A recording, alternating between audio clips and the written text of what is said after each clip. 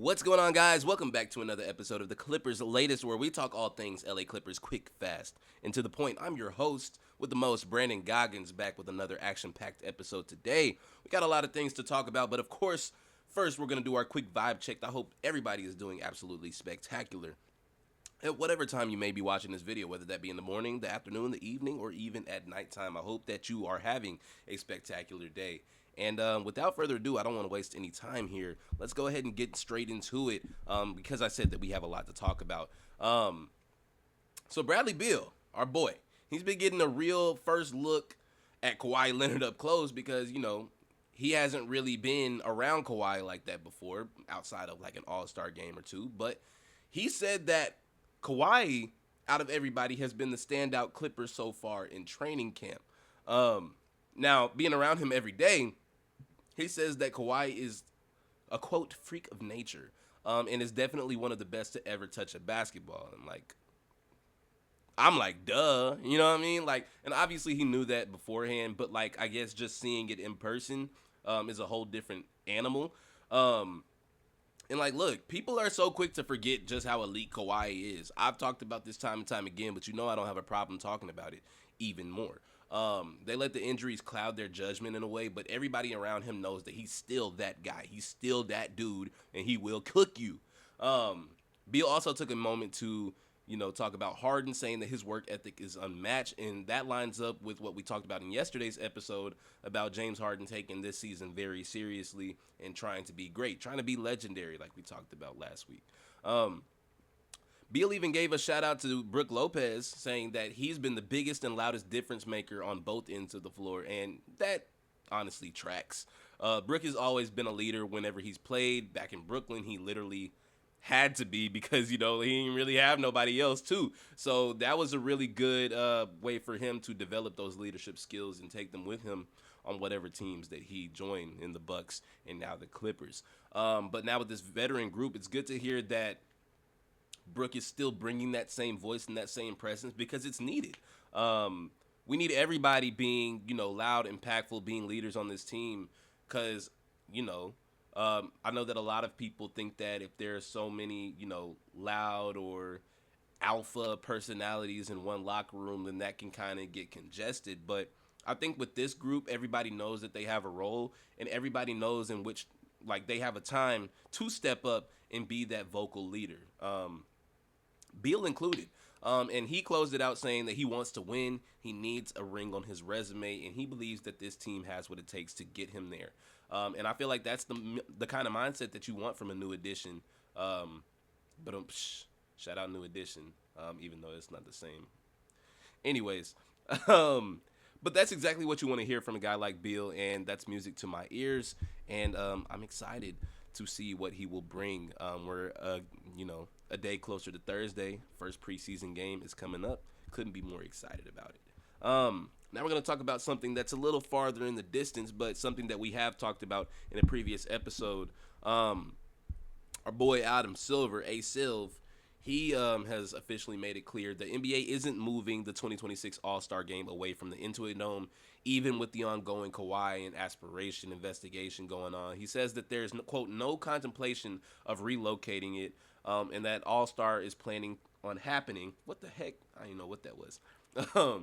It's still planning on happening completely separate from that investigation. Investigation, All-Star Game, two completely different things. They do not coincide. They don't correlate. They don't do anything together. Now, that does not mean that the Clippers are just safe from punishment. If the league does find any violations, they could be looking at some fines, some draft penalties, and even some contracts being voided, as we talked about in a few episodes ago. But that's a different conversation. We're not trying to talk about that right now. It won't impact All-Star Weekend is what I'm trying to say. And really, that validates the Intuit Dome as a venue. The NBA wants to showcase it on the biggest, one of the biggest stages of the season. Plus, logistically speaking, moving it at this point just wouldn't make sense. It's too late to be doing all that. Too many moving parts, too much work already put in to have it where it's at. They would be doing themselves a disservice if they were to move it last minute. But bottom line, the All-Star game is locked in for Inglewood. Come February 2026, the basketball world will be watching the Intuit Dome, regardless of whatever else is going on with this investigation. We're pushing it to the side.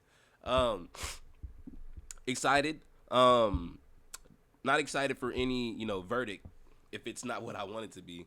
But I'm not even going to speak that right now. We're speaking all positive today. I'm going to try to keep it as positive as I can as we lead up to our first game of the preseason.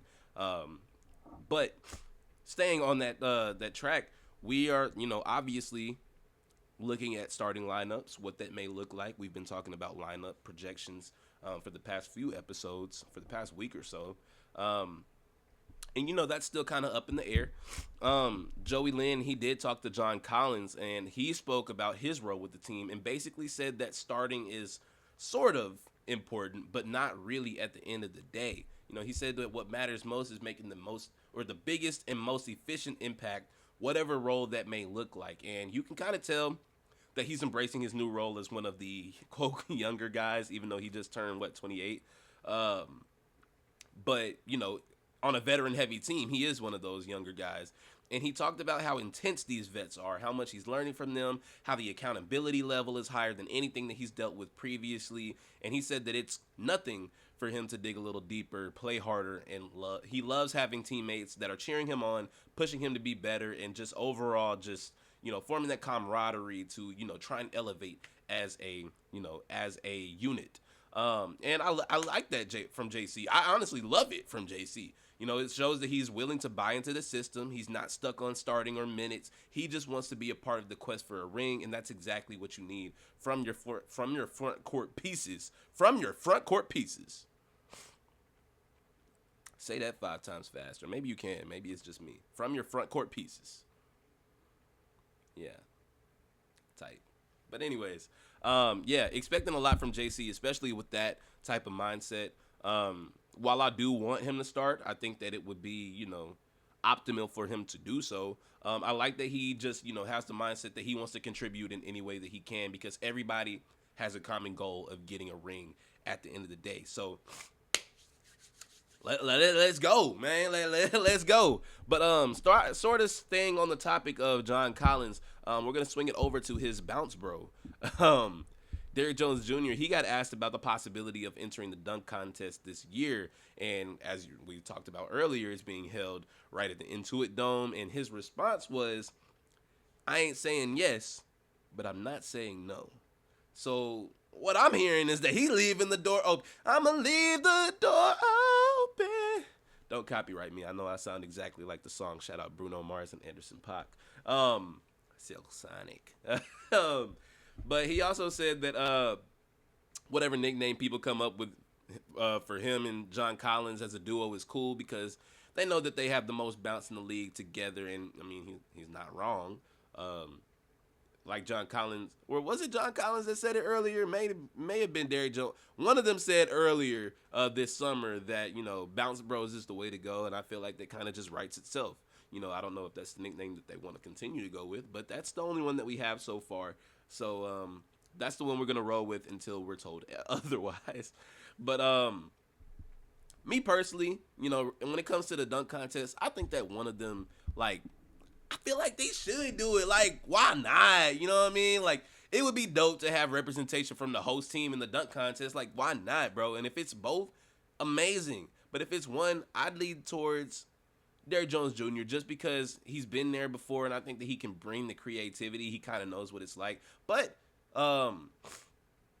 it'd also be cool to see him, prove that he still got it 6 years later. He's 6 years older, not as young as he was, but could be just as spry. We never know. But at the same time, seeing JC get a shot in his first dunk contest could be just as fun, and you never know what he could bring. You know what I'm saying? But either way, the Bounce Bros in the dunk contest would be fire.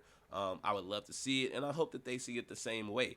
But you guys let me know what you think.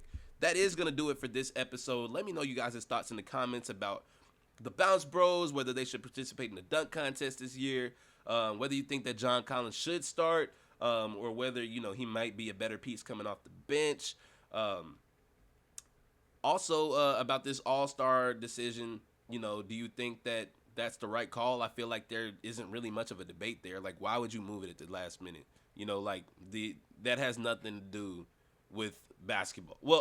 Yeah, I just lied, but it has nothing to do with like the current season going on and like the format of the season, like the staples, the All Star game, the in season turn, like stuff like that has no effect. So moving it wouldn't make sense to me. I feel like that's something that you have to plan long ahead for, and I don't feel like anybody feel like doing all that. But also let me know what you think about Beal's thoughts on all his teammates. Personally, I love it. I love to see it. Everybody's hyping each other up and bringing in the right type of energy as we get closer and closer to the season. I'm really excited. I hope that you guys are too. But like I said, that is going to do it for this one. I hope that you all enjoyed, and don't forget to hit that like button or if you enjoyed, don't forget to hit that like button, and of course consider subscribing if you are new here. It'd be greatly appreciated. But I'm gonna head out of here. Y'all be easy, y'all stay sleazy, and as always, keep it P. I'm gonna catch y'all in the next one. Y'all take it easy. Peace.